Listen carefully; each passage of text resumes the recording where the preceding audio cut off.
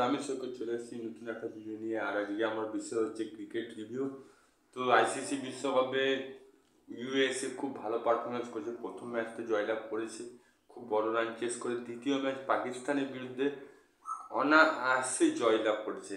তো ক্যাপ্টেন মইনা টসে জিতে প্রথম বোলিং সিদ্ধান্ত নেয় এবং সঠিক সিদ্ধান্ত নেয়, কারণ 30 না 40 রানে পাকিস্তানের 3 উইকেট পড়ে যায় এবং সেই সময় মনে হচ্ছিল যে পাকিস্তান 100 রানও যেতে পারবে না, এমন পরিস্থিতি খারাপ হয়েছিল।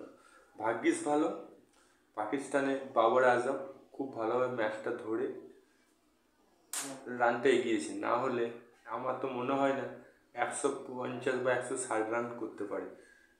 কিন্তু এটা কাম্য নয়। 160 রান একটা নরম টিমের বিরুদ্ধে বা নতুন টিমের বিরুদ্ধে, আমেরিকার মতন দেশে বিরুদ্ধে 160 রানটা কোনো ফ্যাক্টর নয়। কারণ 170 বা 180 রান যদি করতো বা 200 কাছাকাছি রান করতো তাহলে বোঝা যেত। এতে কি হলো, এখন তো ভারত পাকিস্তান ম্যাচ হলো, তার আগে থেকে ট্রোল হওয়া শুরু হয়ে গেল। একটা নরম টিম সুপার ওভারে জয়লাভ করেছে, ম্যাচটা টাই করেছে। ব্যাটিং খুব সুন্দর করেছে মইনা, টেলরও খুব সুন্দর ক্যাচ নিয়েছে স্লিপে।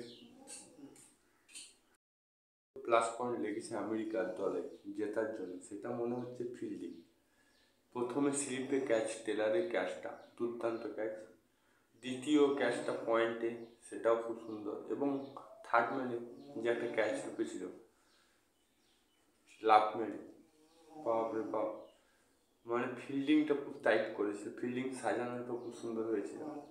আর বলিংটাও ভালো হয়েছে অনায়াসে। যখন ফিল্ডিং ভালো হয়, বলিং ভালো হয়, তখন বড় বড় তাবড় তাবড় টিমও নরম হয়ে যায়। সেটা হয়েছে পাকিস্তানের সাথে।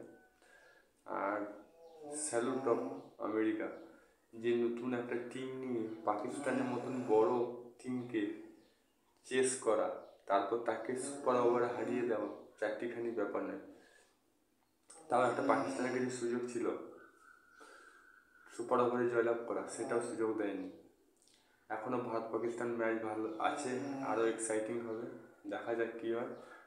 আর শুভকামনা রইল আমেরিকাকেও, যাতে সেও ভালো পারফরমেন্স করে সুপার 8-এ যাতে যেতে পারে। অনেকটা প্রায় কাছাকাছি চলে গেছে, দুটো ম্যাচ জয়লাভ করেছে, আর বাকি ম্যাচগুলো আশা করি জয়লাভ করবে।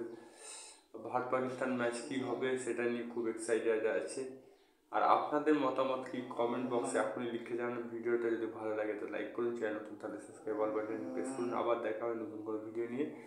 যদি আপনি ইউটিউবে দেখে থাকেন তো সাবস্ক্রাইব বাটনটি প্রেস করবেন, যদি আপনি ফেসবুক পেজে দিয়ে থাকেন তো ফলো বাটনটি প্রেস করবেন। আজকে এতটুকুই, আবার দেখা হবে নতুন কোনো ভিডিও নিয়ে। তখন জয় হিন্দ, জয় ভারত, ভালো থাকো, সুস্থ থাকো।